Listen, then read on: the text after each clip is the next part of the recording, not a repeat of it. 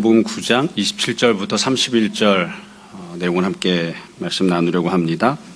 예수님께서 어떤 일을 행하시고 어떤 기적을 베푸셨는지 8장부터 쭉 기록이 나오죠. 그래서 몇 번 반복해서 말씀드린 것처럼 비슷한 패턴이 반복이 됩니다. 세 가지의 기적이 나오고 그 이후에 제자를 부르시는 그런 방식이 전개가 돼요. 지금 세 번째 소달락이라고 할 수 있는데 마찬가지로 세 가지 기적이 있는데 그중에 지금 두 번째 기적을 기록하고 있습니다. 지난주에 보았던 내용은 예수님께서 한 관리의 집에 가셔서 죽었던 딸을 살려주시고 또 그 가는 과정에서 혈루증 여자를 고쳐주셨던 그런 사건이죠. 지금 읽은 이 본문 내용은 두 명의 맹인이 있었는데 이 맹인의 눈을 뜨게 해주시는 그런 기적을 기록하고 있습니다. 사실 우리가 좀 면밀하게 본문을 잘 생각하면서 보면 지난주에 보았던 본문의 기적과 오늘 읽은 본문의 기적이 비슷한 패턴, 비슷한 구조, 또 비슷한 주제를 담고 있다는 걸 찾을 수 있거든요. 근데 잘 이렇게 비교해 가면서 볼 수 있으면 좋고, 그렇지 못해도 그냥 이 본문만이라도 잘 살펴보아도 우리가 은혜 누리고 또 주님의 말씀을 들을 수 있지 않을까 싶습니다. 일단 본문에는 두 명의 맹인이 등장해요. 언제나 그렇지만 어떤 사람이 은혜를 받았는가 이 부분도 참 중요한데, 이 맹인이라고 하는 표현 안에는 여러 가지가 다 함축되어 있죠. 일단은 육체적으로 불구인 사람들이죠.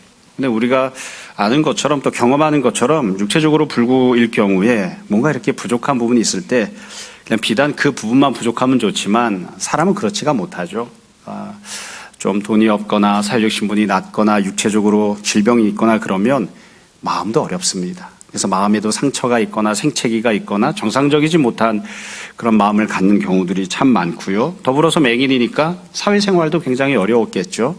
그러니까 단순히 육체적인 불구만이 아니라 심정적으로나 아니면 사회생활에 있어서나 불구적인 삶을 살아가는 사람이었을 거예요. 뿐만 아니라 신앙적인 측면에서도 마찬가지여서 이렇게 맹인이면 성전에 들어갈 수 없습니다. 그러니까 하나님을 섬기거나 제사 드리거나 하기 어려운 거죠. 그러니까 이 사람은 모든 부분에서 부족하고 어렵게 사는 사람, 또 힘들고 비참하게 살아가던 그런 사람인 거예요. 다만 좀 긍정적으로 보자면 딱 한 가지 긍정적인 게 있는 것 같아요. 두 사람이었습니다. 혼자였으면 좀 더 힘들었을 텐데 그나마 둘이어서 둘이 같이 지내면서 거렁뱅이 생활을 해도 둘이 같이, 주님 찾아 나올 때도 둘이 같이, 물론 엄밀하게 이야기하면 분명히 부모도 있고 형제도 있고 어쩌면 자식이 있을 수도 있는데 다른 사람들은 아무도 등장하지 않죠. 이 두 사람 맹인들만 예수님을 찾아왔어요. 그러니까 그냥 홀로 던져진 채로 비참하게 살면서 그나마 같이 만나서 지내던 두 사람이 어찌 보면 손을 잡고 주님을 찾아와 은혜를 누리는 그런 사건입니다. 지난주에 보았던 본문과 오늘 본문도 마찬가지로 장소가 바뀌는 것을 기준으로 본문이 전개가 됩니다. 그래서 본문이 짧기는 하지만 세 번에 걸친 장소가 나와요. 첫 번째는 길거리, 두 번째는 집안, 세 번째는 다시 집 밖으로 나온 이 세상에서 어떻게 했는지 이렇게 세 번에 걸친 장소 이동이 나오고요. 그리고 각각의 장소마다 상황이 어떠했는지 그리고 그 상황에서 어떤 대화가 전개가 되었는지가 나옵니다. 그래서 우리가 각각 장소마다 상황을 살펴보고 또 예수님이 하신 말씀, 이 맹인들이 했던 말들을, 대화들을 살펴보려고 합니다. 일단 첫 번째 장소는 길거리예요. 27절 보시면 이렇게 시작합니다. 예수께서 거기에서 떠나가실새 두 맹인이 따라오며 소리질러 이르되 다윗의 자손이여 우리를 불쌍히 여기소서 하더니. 첫 번째는 길거리죠. 예수님께서 떠나갔다 이렇게 되어 있는데 바로 직전에 나왔던 본문은 예수님께서 한 관리 집에서 죽었던 딸을 살려주신 사건이었습니다. 그러니까 아마 그 집에서 떠났다는 것을 이제 염두에 두고 이렇게 기록했겠죠. 이전에 나왔던 사건도 마찬가지여서 예수님이 마태의 집에 앉아 계시다가 그곳을 떠나셔서 길거리에 가셨을 때 관리를 만나는 그렇게 사건이 시작되었거든요. 지금도 마찬가지예요. 관리의 집에서 떠나서 길거리에 있을 때 사람들을 만나신 겁니다. 그래서 지금 장소는 길바닥입니다. 주님께서 어딘가로 옮겨가고 있는 거예요. 그런데 두 명의 맹인이 따라옵니다. 여러분, 이 본문은 제가 지금부터 계속해서 반복해서 설명하겠지만 굉장히 간단하게 축약해서 기록을 해놓았어요. 그 안에 들어있는 여러 가지 과정, 방식, 또 마음 이런 여러 가지들을 다 생략하고 줄여서 그냥 간단하게 써놨거든요. 근데 두 맹인이 따라왔다 이렇게 돼 있는데 한번 생각을 해보자고요. 맹인이 주님을 따라왔다. 일단은 주님을 찾아왔겠죠. 이거 쉽지 않았을 겁니다. 맹인이잖아요. 어떻게 찾아왔을까? 어디까지 찾아왔을까? 관리의 집에 소문을 듣고 찾아왔을까? 그 다음에 그 관리의 집을 떠난 뒤에 예수님을 찾아왔을까? 그냥 찾아온 것만으로 끝난 게 아니죠. 주님을 따라갔다 이렇게 돼 있잖아요. 주님을 따라갑니다. 이 부분을 보면서 제가 참 마음 한편이 참 아련합니다. 왜냐하면 사람마다 다 각각 다른 부분들이 있는데, 어려움을 느끼고 있는 부분들이 있는데, 이 맹인들에 있어서 제일 어려운 건 안 보이는 거죠. 그러니까 안 보이는 상황이니까 이 사람들이 하는데 제일 어려운 게 뭐겠습니까? 누군가를 따라가는 거 정말 어렵습니다. 만약에 그냥 한 자리에 앉아서 말씀을 좀 들어라 그러면 귀는 열려 있으니까 듣는 거는 할 수 있을지도 몰라요. 근데 보이지 않잖아요. 보이지가 않잖아요. 근데 예수님이 어딘가를 가고 있으니까 그 예수님을 따라가고 있는 거예요. 예수님을 따라가는. 그래서 이 맹인들이 주님을 따라갔다고 한 이 표현 안에는 기록이 되어 있지는 않지만 이 사람들이 주님을 향해 간절한 믿음을 품고 있었다, 혹은 깊은 소망을 갖고 있었다는 것이 어느 정도 내재되어 있죠. 그게 함축되어 있습니다. 만약 주님을 향한 믿음이 없었다면, 또 주님을 향한 기대를 품지 않았다면 어떻게 눈이 안 보이는 사람들이 예수님을 따라갔겠습니까? 그러니까 그래도 예수님을 따라가는 그런 모습을 우리가 볼 수 있어요. 그래서 이 따라갔다고 하는 이 모습 자체가 굉장히 귀하고 훌륭한 모습인 거죠. 자기 자신에게는 쉽지 않은 그런 일들을 하고 있는 겁니다. 반면 뒤집어 이야기하면 예수님은 이 사람들을 전혀 배려하지 않고 있다는 것을 우리가 알 수 있습니다. 좀 이렇게 이야기하면 예수님께 좀 죄송스럽고 그렇지만 예수님 너무 야속합니다. 그냥 그 자리에 좀 멈춰 서셔도 되잖아요. 모든 사람들이 편안하게 따라오는 게 아니라 안 못 보는 사람이 허우적거리면서 여기저기를 갈짓자 걸음으로 예수님을 따라오고 있는데, 기왕이면 예수님이 좀 그 자리에 멈춰 서셔도 되지 않겠습니까? 좀 서가지고 맹인들에게 얘기도 해주시거나 또 병을 고쳐주시거나 이러면 좋은데, 예수님 눈꼽만큼도 배려하지 않습니다. 그냥 본인이 가고 싶은 대로 가십니다. 그래서 제가 생각해 보면 주님께서 보통 사람의 발걸음으로 가셨을까, 아니면 더 빨리 걸어가셨을까, 아니면 배려해서, 그나마라도 배려해서 좀 천천히 따라올 수 있게 여지를 두시면서 가셨을까, 잘 모르겠습니다. 여튼 그냥 가고 계신 거예요. 막 가시고 맹인은 따라오든 말든. 근데 그걸 이제 예수님을 이제 따라가는 거죠. 다시 말씀드려요. 앞에 나왔던 본문도 비슷합니다. 길바닥에서 예수님과 동행하던 장면들이었죠. 관리가 찾아와서 예수님을 모시고 갔어요. 장소는 길바닥이고요. 관리가 예수님과 동행합니다. 아직 그때까지는 잘 몰랐지만 혈루증 걸린 여자도 예수님을 따라가고 있었죠. 혈루증 걸린 여자를 예수님이 알고 있었어요. 그 여자의 마음이 어떠한지도 알고 있었어요. 상태도 알고 있었어요.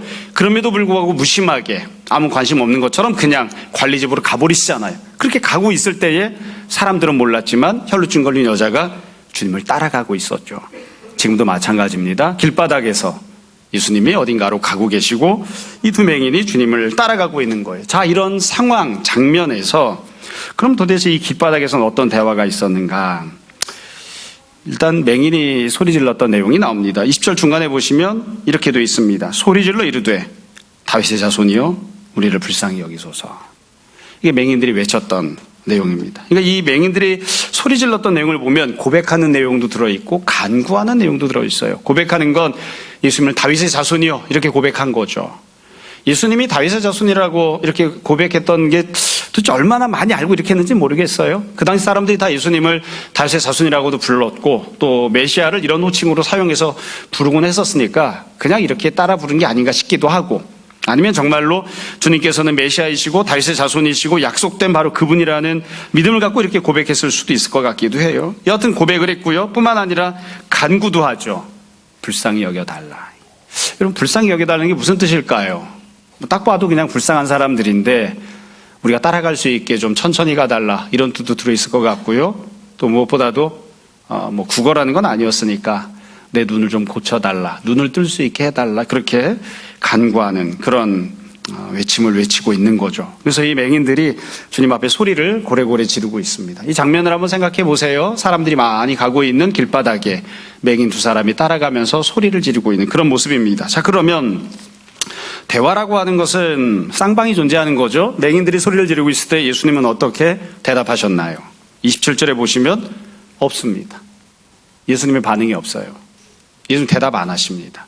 그냥 묵묵부답이신 거죠.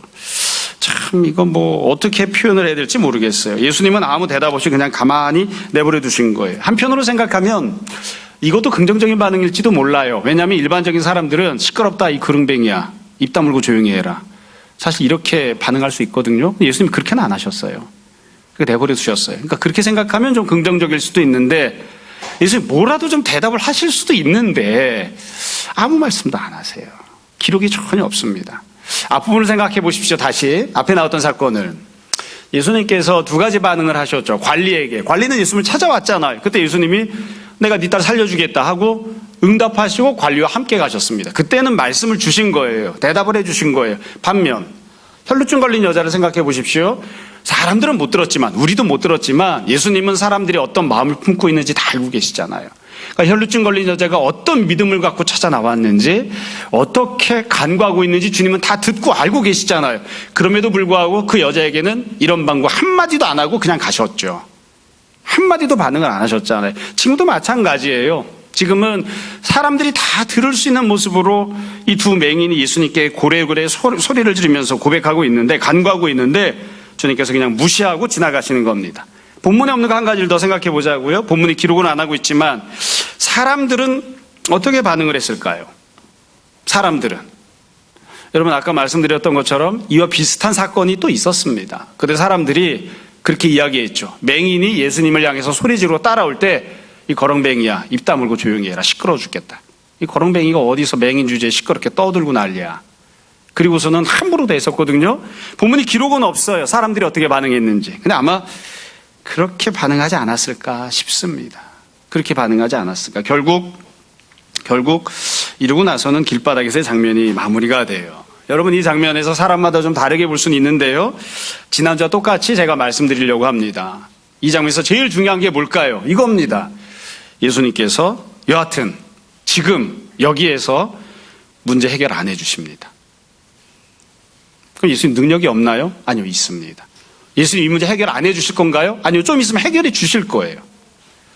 예수님께서 이 맹인의 눈을 뜨게 해주실 거예요. 그럼 지금 해주셔도 되잖아요. 지금 믿음의 고백이 없나요? 아니요, 믿음의 고백이 있어요.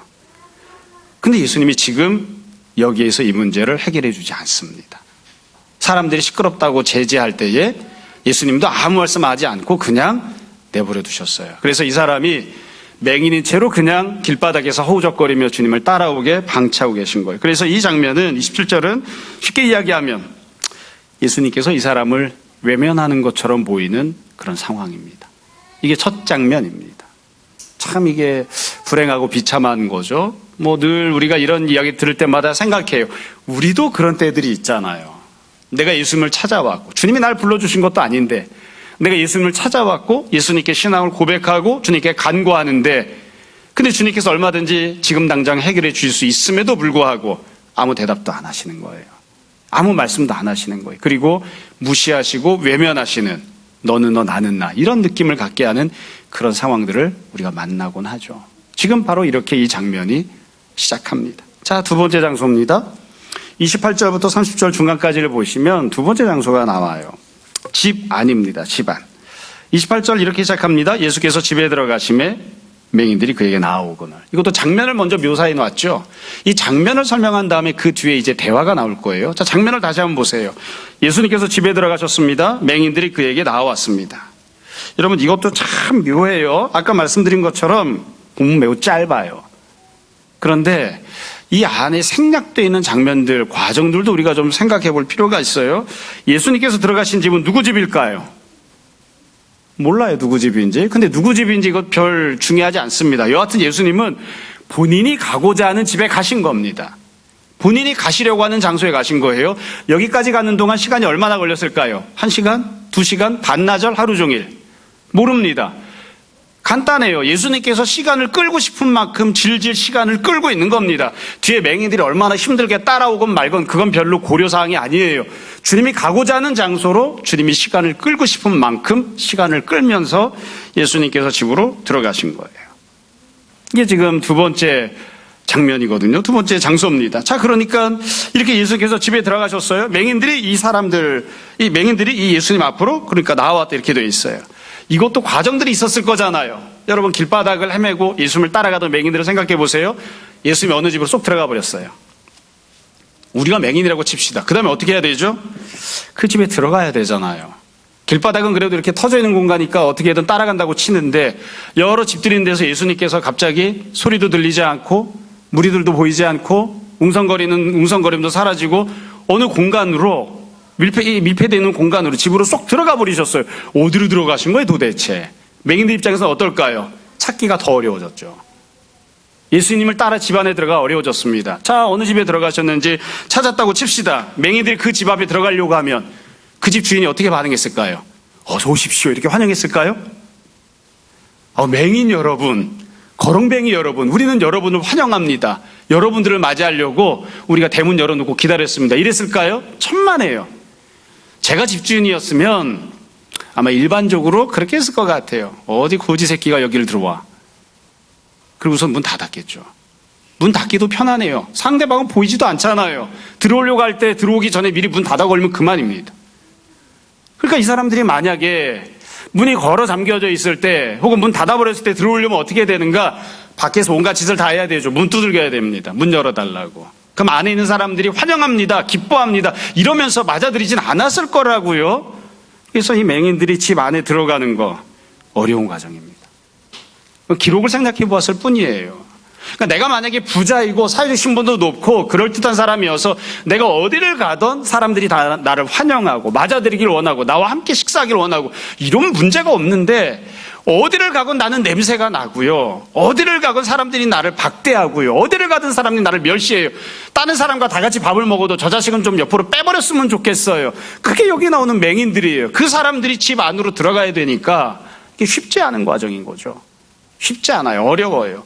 그리고 나서 집 안에 들어가서도 어떻게 했습니까? 예수님 앞으로 가까이 더 나아간 거예요.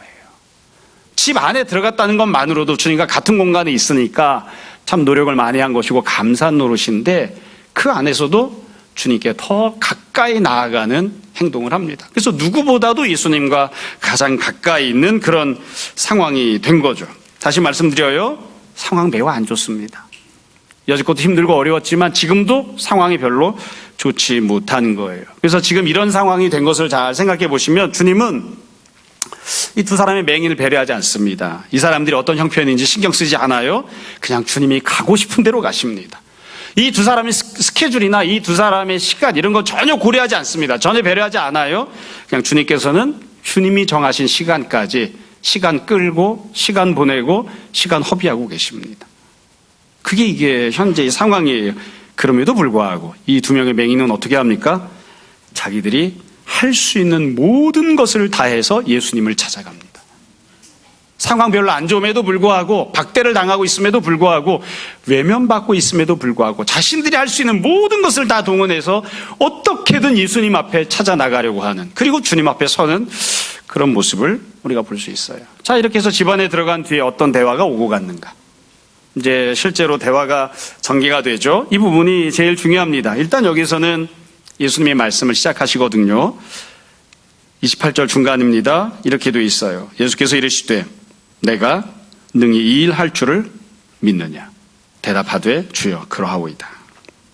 이 예수님께서 던지신 질문이고 그 다음에 했던 대답이에요. 이거 매우 중요합니다. 모든 사건 모든 내용이 그렇지만 예수님께서 하셨던 일, 예수님께서 하셨던 말씀이 제일 중요하죠. 그래서 우리가 세심하게 봐야 돼요. 주님께서 던지신 질문을 잘 보세요. 예수님이 질문하신 내용은 포인트가 딱 정해져 있어요. 이렇게 돼 있죠. 다시 한번 보세요. 내가 능히 이 일 할 줄을 믿느냐. 그러니까 예수님은 이 맹인을 향해서 너는 나를 믿느냐 이렇게 물으세요. 나를 믿느냐.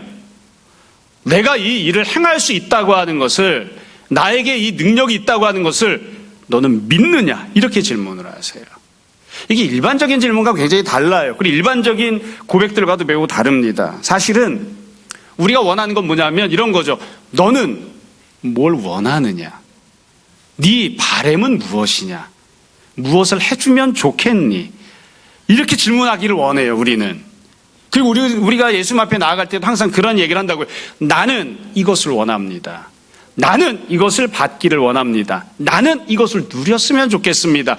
내 생각은 이겁니다. 내 바람은 이겁니다. 내 계획은 이겁니다. 주님께서 그걸 좀 해주십시오. 이렇게 우리는 흔히 이야기를 한다고요. 그런데 예수님이 지금 초점을 아주 미세하게 보이지만 중요하게 바꾸고 있는 거예요. 너는 나를 믿느냐? 예수님께서 어떤 분이신지를 알고 믿고 있는지를 예수님께서 질문하시는 거예요. 그래서 이 질문은 단순한 질문이 아니고요. 믿음의 고백에 대한 요구인 거죠. 믿음을 요구하고 있는 거예요. 고백을 요구하고 있는 겁니다. 다시 정리하면 이렇게 말씀드릴 수 있어요. 주님께서는 이 두 맹인이 주님 앞에 하고 있는 고백의 내용을 조금 바꾸길 원하십니다. 나는 이거 원합니다. 나는 눈뜨기 원합니다.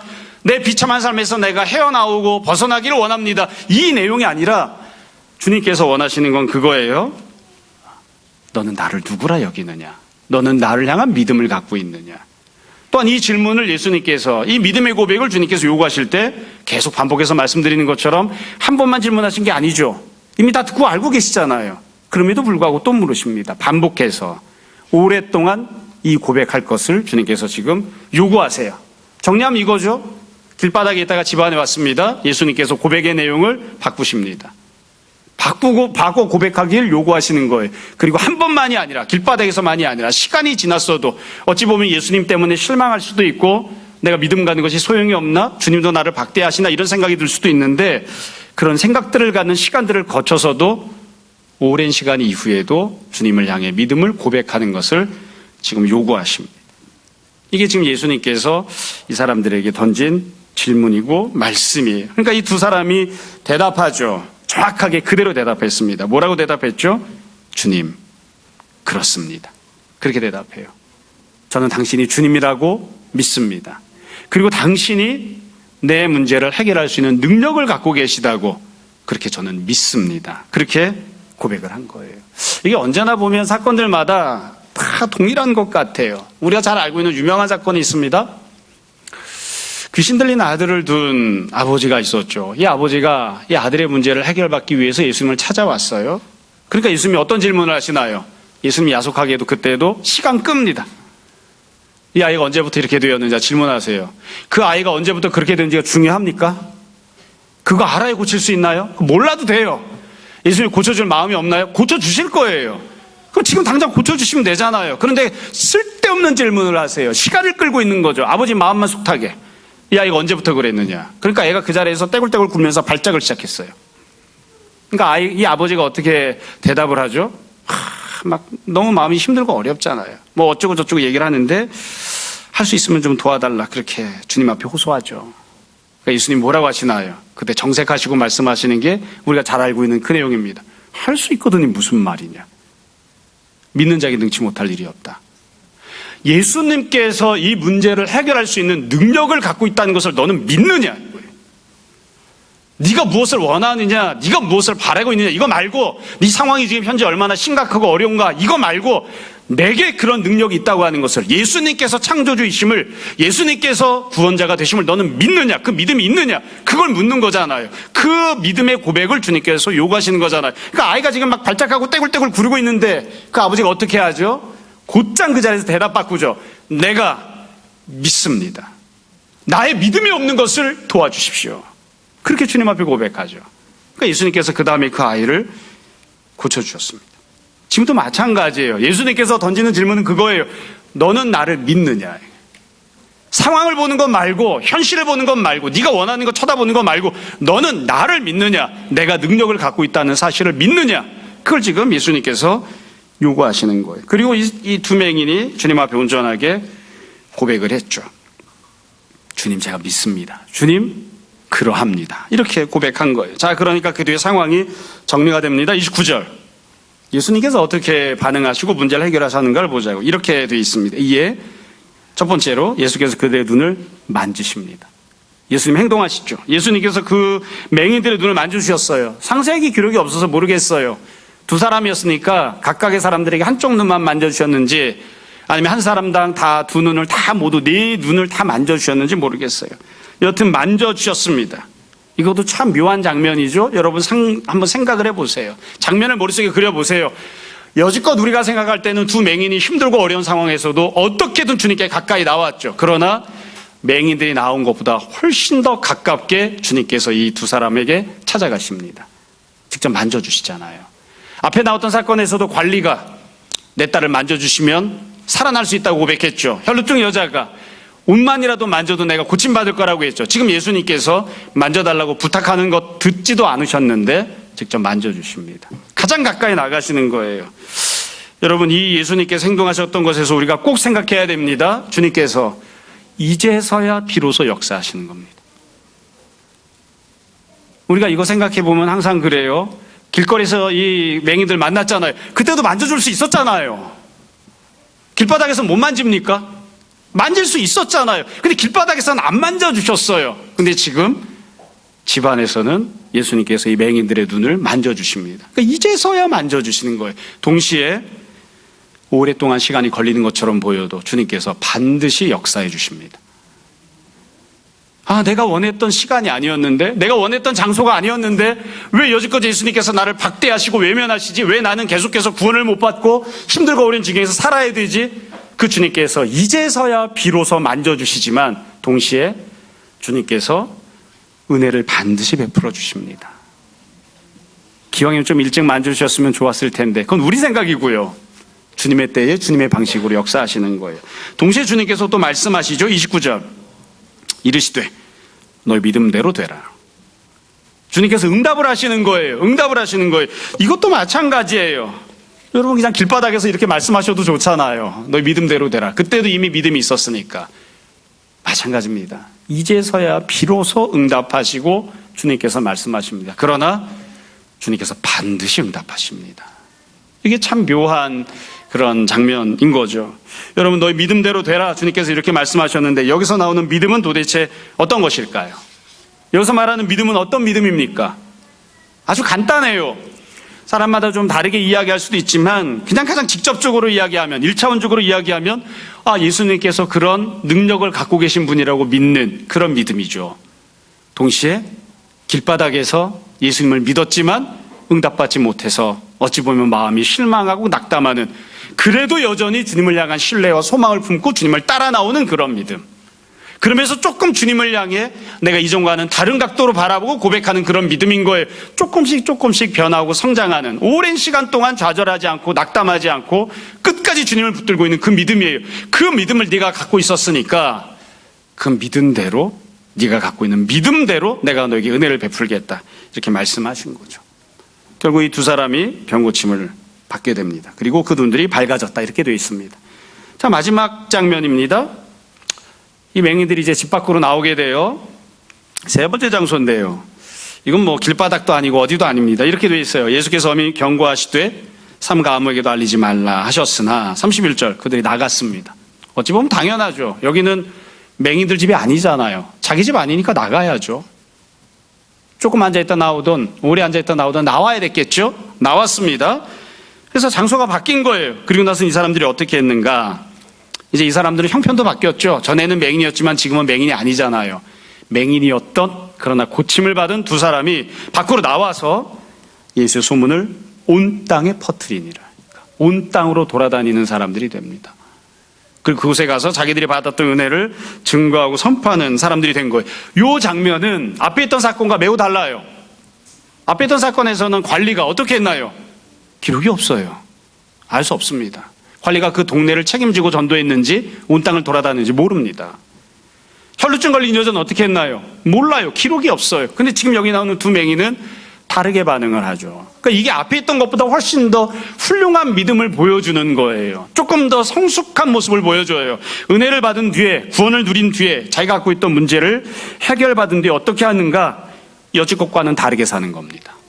여러분, 우리가 좀 이분들에게는 좀 미안하지만 우리가 늘 이렇게 제가 말씀드리는 것처럼 현실적으로 생각해 보자고요. 이분들이 밖에 나가서 이제는 눈을 떴으니까 번듯하게 살까요? 천만에. 여지껏 뭐 배워먹은 게 있습니까? 갖고 있는 돈이 있나요? 바뀌고 아무것도 없어요.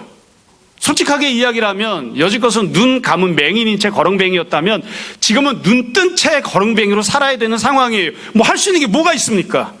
이 사람들이 대학을 나왔겠습니까? 기술이 있겠습니까? 자본을 갖고 있는 게 있겠습니까? 아니면 어디 가서 취업해서 살 수 있는 경험이 있습니까? 아무것도 없잖아요.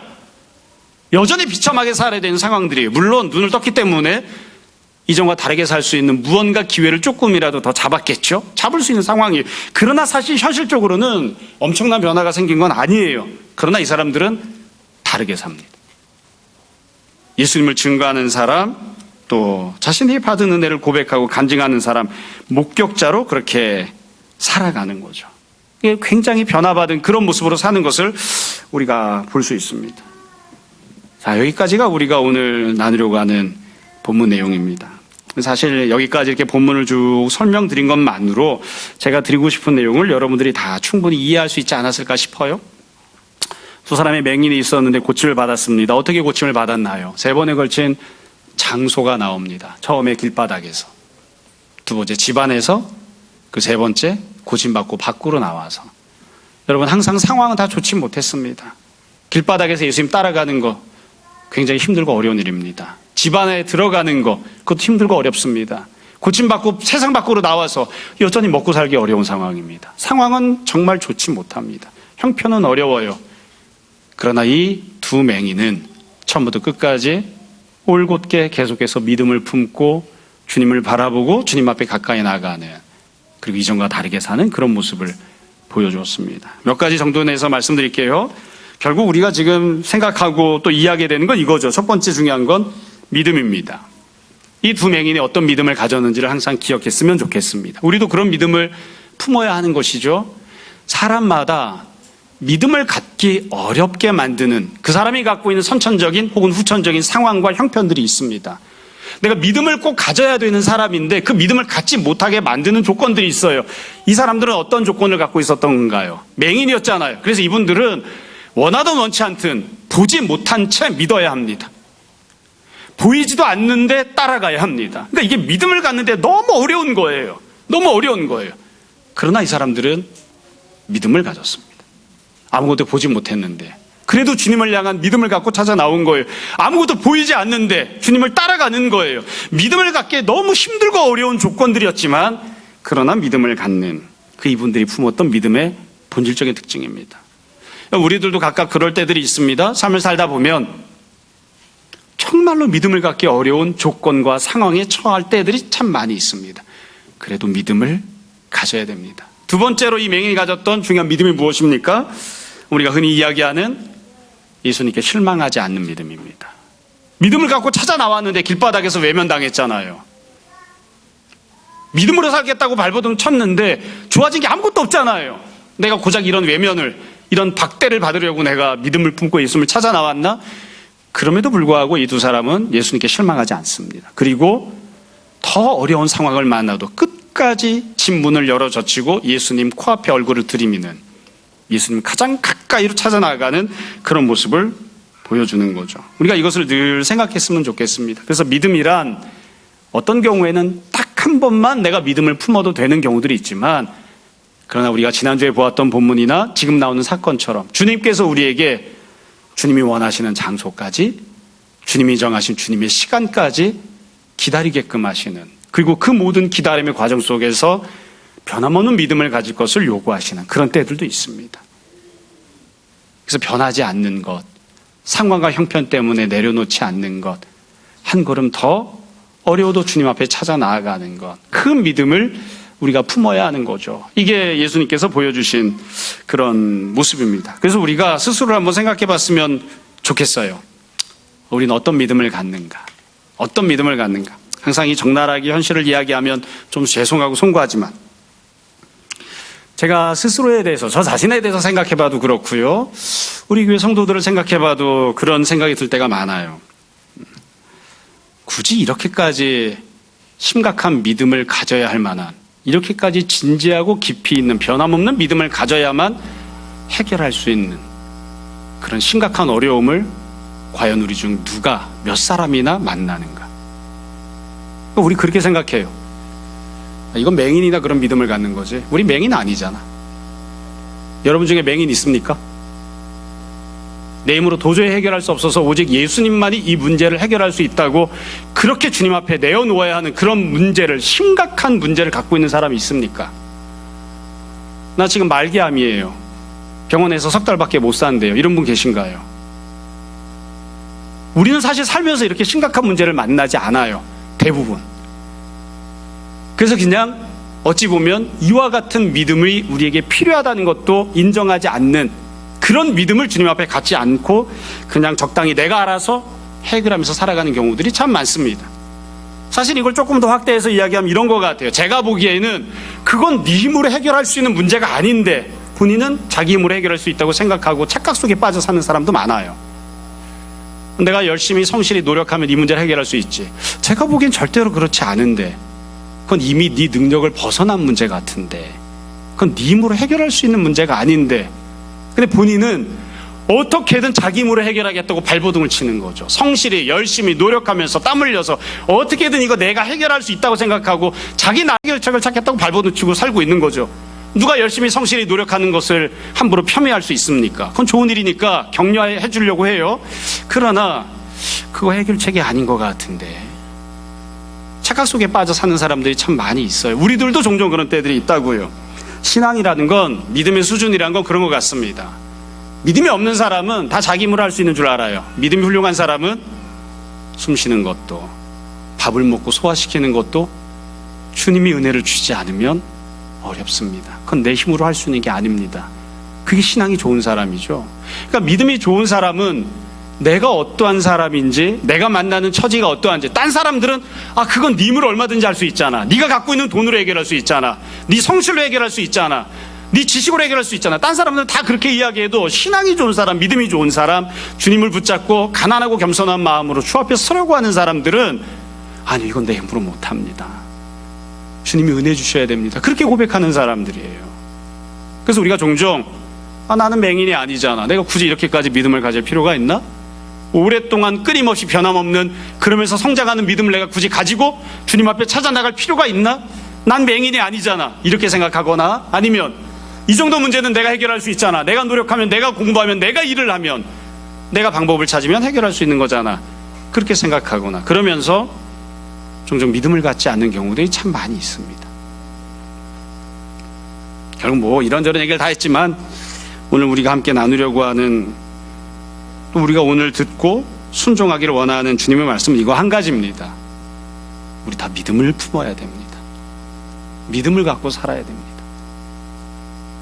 내 힘으로 해결할 수 없는 문제들에 대해서, 맹인과 같은 그런 문제에 대해서 내가 여지껏 내가 알아서 해결할 수 있다고 생각하고, 이건 내 선에서 처리할 수 있다고 생각하고 나름대로 발버둥 치고 노력하면서 성실하게 뭔가 해결하려고 했던 그 모든 문제들에 대해서, 그리고 당연한 듯이 그냥 누려왔던 모든 문제들에 대해서도 우리가 다 믿음을 가지고 살아야 됩니다.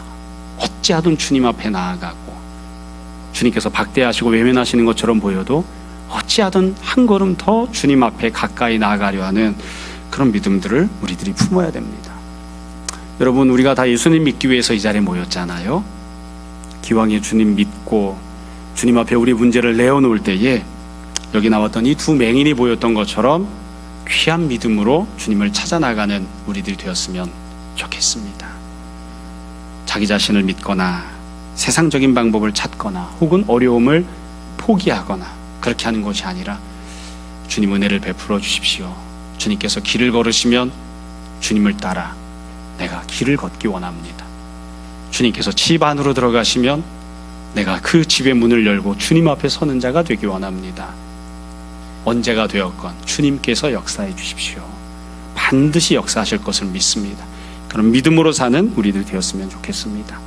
성령님께서 우리 모두에게 이런 귀한 믿음 풍성히 허락해 주시기를 주님 이름으로 축원합니다. 잠시 기도하겠습니다. 우리가 믿음을 품고 주 앞에 나아왔음에도 주께서 우리를 박대하시고 외면하시는 것처럼 보이는 그런 힘겨운 처지 상황들을 만나기도 합니다. 또한 그래서 마치 맹인이 눈이 보이지 않기 때문에 주님을 따라가기가 어려운 것처럼 우리들도 우리의 상황 때문에 믿음으로 살기 어렵다고 주님을 팽개치고 혹은 주님과 함께하지 아니하고 내 나름대로 살 길을 찾으려 할 때들도 참 많이 있음을 주님 앞에 고백합니다. 아버지 하나님, 우리에게 믿음을 더하여 주셔서 오직 주님만 붙들게 하시고 주님께만 소망을 두게 하여 주옵소서. 좌절하거나 낙담하거나 포기하지 아니하고 주께서 비록 더디에 역사하시는 것처럼 보여도 반드시 역사하시고 응답하실 것임을 신뢰하며 소망케 하여 주옵소서. 아버지 하나님, 또한 성도들이 여지껏 오랫동안 주 앞에 기도하며 주의 은혜를 구해왔던 문제들도 있습니다. 주님께서 이 모든 것들 해결하여 주시고 회복시켜 주셔서 모두가 다 기쁜 마음으로 고침받고 뛰어나아가 온 땅에 다니며 주님의 은혜를 간증하고 증언할 수 있도록 우리를 인도하여 주옵소서. 우리가 주님 사랑하여 드린 예물들이 있습니다. 주님 영광 위하여 쓰임받기 원하며 이 모든 말씀 예수님 이름으로 기도합니다.